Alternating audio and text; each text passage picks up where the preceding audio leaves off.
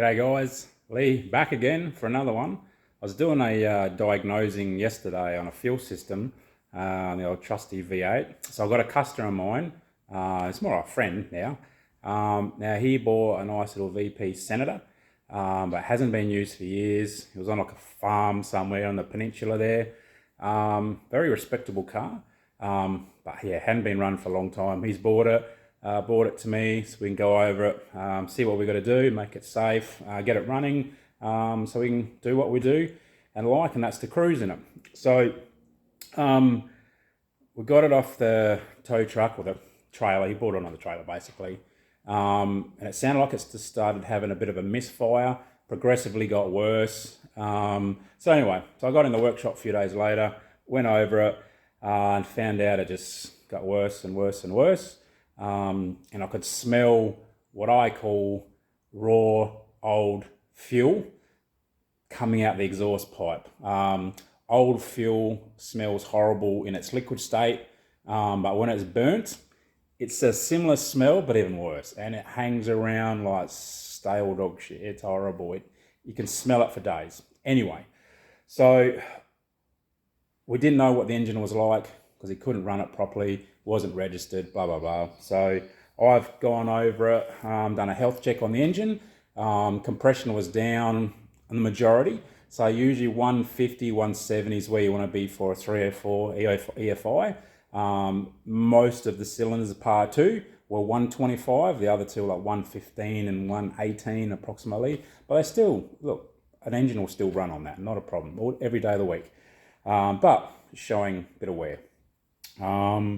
So what I've done is firstly, for a misfire, I'll use a very, very simple tool. No fault codes, I better say that firstly. So which cylinder is misfiring? So what I'll do, I'll turn the camera around and I'll go through a few things, because I'm going to explain how I diagnose and check the ignition side, so plugs, leads, that sort of thing, distributor output, and then the fuel injector. So no carbies today. Fuel injection obviously runs a bit different, but I'll show you how I diagnose and fix that stuff. So I'll turn the camera around, just bear. Okay, so HSV, this should be a 185i, so 185 kilowatts, great in the day, okay, but running very, very poorly.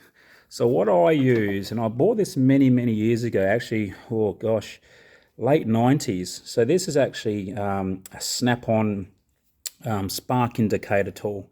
So basically you put this in line. So what you do is you'll pull a spark lead off. So in this case I've got number 3 right off, and I'll put that tool in between. So what happens is when the engine's running, there will be a very bright orange light flickering here for when the spark is coming down that turn. All right, so when the number 3 is on the spark turn or ignition fire, we will see orange at that time. So what I did is I put this on all 8 leads, and I had orange flashes on every leads. So what does that tell you? Well, it tells you that we have an output, a spark output from the distributor, so we know that that's all kosher. So the next thing is the plugs. Well, I pulled all the plugs out.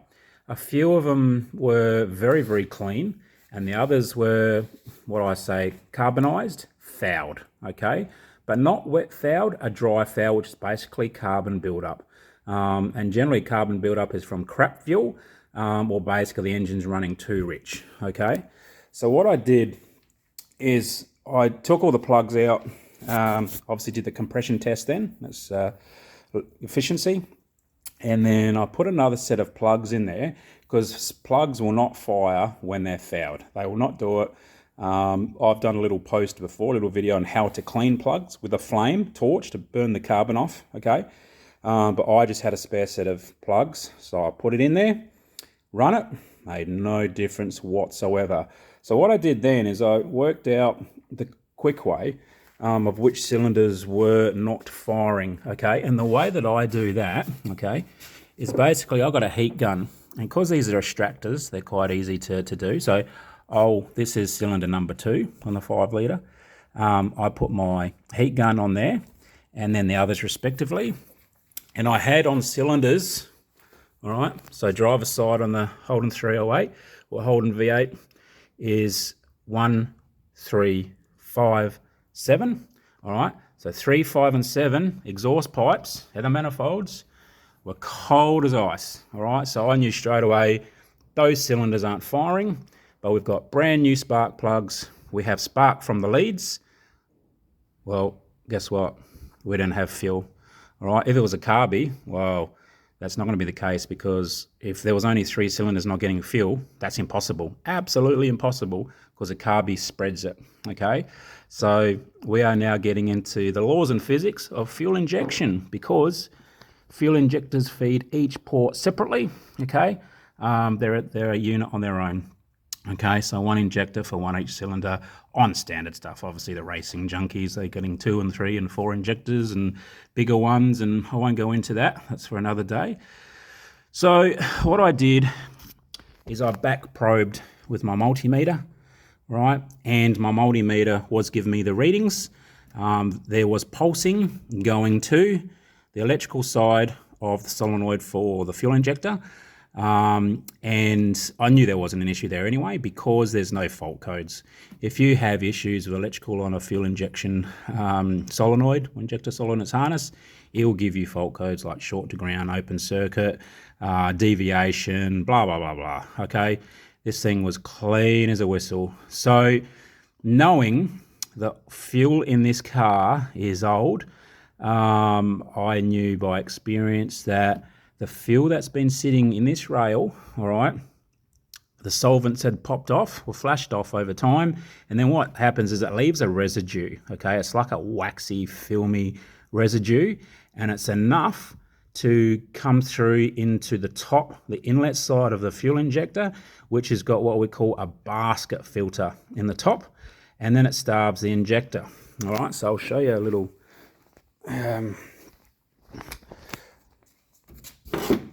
so a live example of that. All right, so here's a fuel injector. All right, everyone's seen those. Now have a look at that, guys. Can you see that?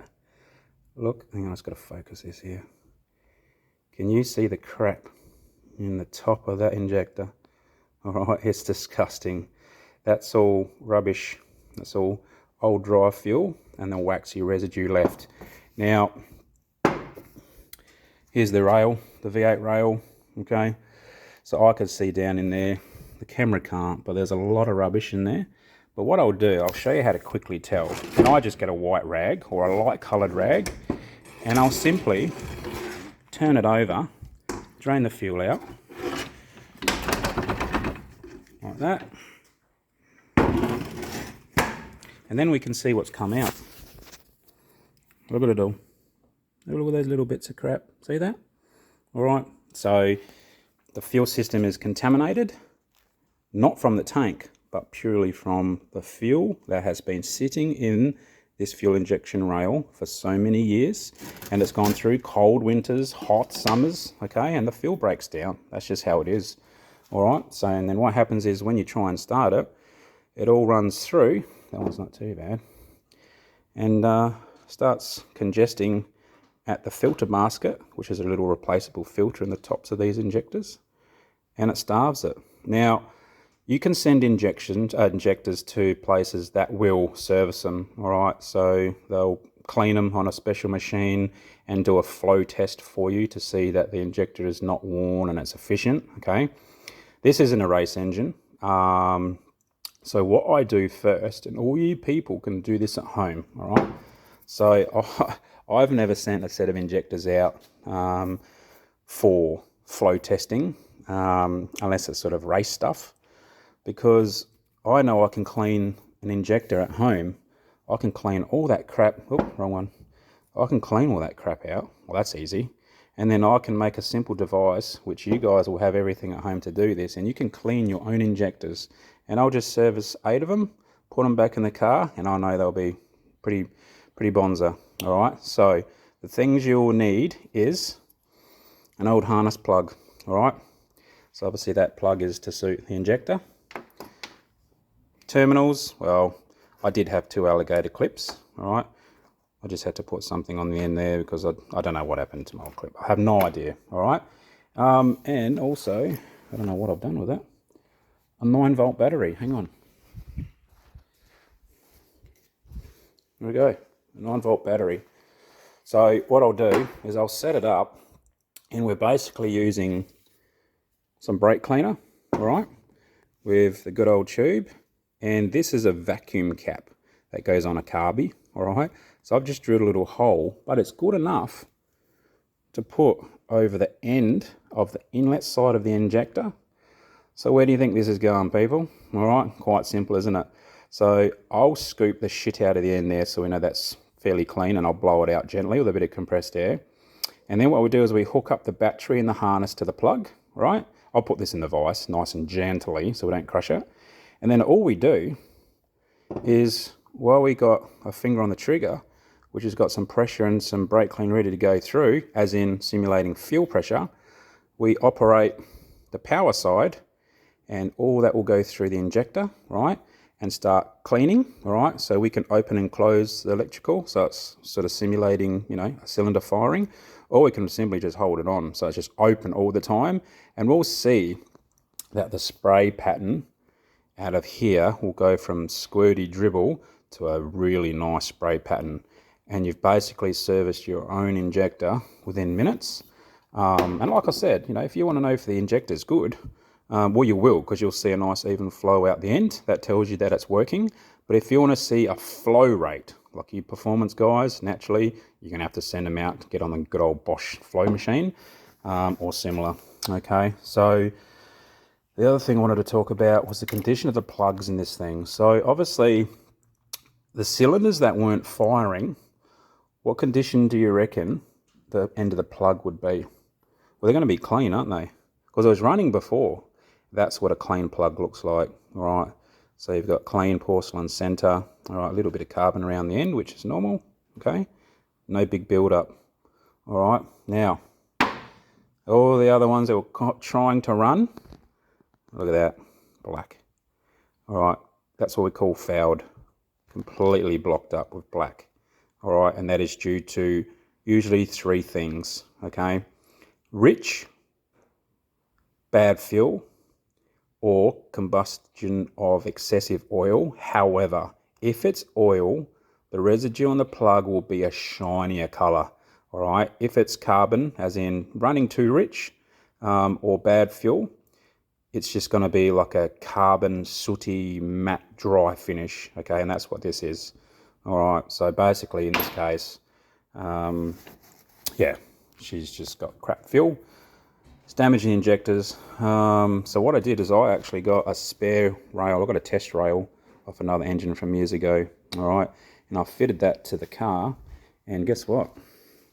She runs like an absolute dream. The engine's come alive. It's a different beast. It's firing on all 8 cylinders. How good. So what I'll do, anyway, I'll shut up for now. I'll set up this injector, and I'll show you how you simply do your fuel injector at home. So just bear with. All right, so I've got the injector on my little vice connector. I've zoomed in here with a bit of a black background just so you can see the spray pattern. So I've got my brake clean hooked up to the inlet of the injector, and I've also got the little 9-volt battery of my switch with a harness, which you can sort of just see here. So firstly, what I'll do is I'm going to hook up the switch for the injector actuator. And let's just check the solenoid and see if it actually works. So here we go. Have a listen. We should be hearing a clicking every time I engage the polarity closed loop. Hear that? On, off, on, off. Okay, so we know the solenoid's good. So now I'm going to put some pressure from my can, as in we're simulating the fuel supply. I'm going to close loop the solenoid with the battery, and we should have some spray or something coming out the nozzle of the injector. So here we go, let's give it a go. So pressure's on the can, actuating. Look at that. So there was a little bit, and now nothing at all. So we have a blockage, and I'm going to be honest with you, that was the one that I showed you that was really blocked. So what I'll do now is I'm going to clean the end out with a bit of brake clean, blow it out, And then what we'll do is we'll put it back on the little test stand, and we'll see if we can get some good flushing right through that injector to get rid of any scaling or debris and see what sort of a spray pattern we get. All right, bear with. Okay, I've put a bit of a black background here for you. And I've zoomed in, so you better see a really good spray pattern here. So I've cleaned out the basket and flushed it out. I'll show you the debris in a second. So I'm going to push the button on the can again and actuate the solenoid. And let's see how it starts to how that spray pattern finishes after a good flush. Let's go. So we'll check the solenoid still clicking. Yep, all right, so now push on the can. So we have brake clean coming. Well, there we're starting to come through. So that's more of a unequal pressure pattern. It needs to be a nice fine equal mist. So we'll keep allowing it to go through. There we go, give it a good flushing. It's getting better, look at that. Now it's coming all the way.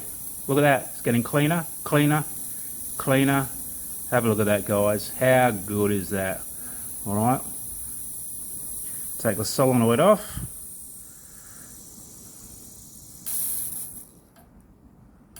All right, we'll do it again. Pressure on the can.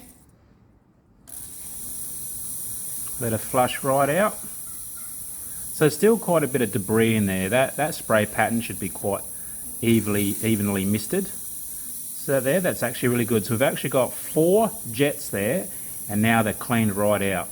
How good's that? So we've gone from an injector that does nothing because it is absolutely clagged. We've literally just spent 10 minutes setting this up, and look at that. How good's that? So that is fit for purpose in the engine, okay? It is that simple, guys. All right, let's save some money.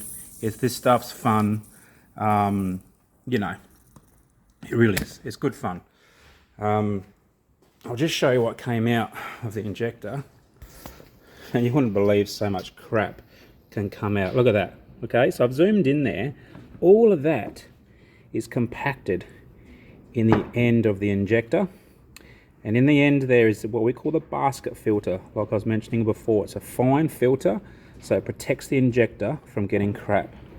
Have a look at that, guys. Have a look at it. All right. So there you go. So I will do that now another 7 times. I will then injectors, and we're good to go. All right. So what we'll do is we'll put it back in there, start her up, and I guarantee you she'll run like a dream. That's all, folks. It's as simple as that. Give everything a crack. All right.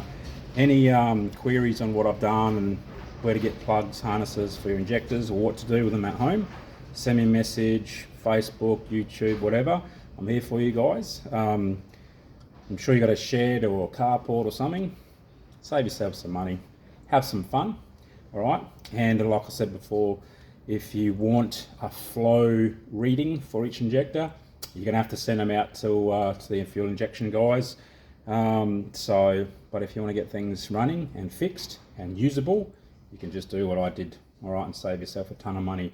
Don't go buying injectors when you probably, all you have to do is clean them out. All right, simple. All right, you guys take care. Any questions, contact me, and we'll see you in the next vid. All right, cheerio.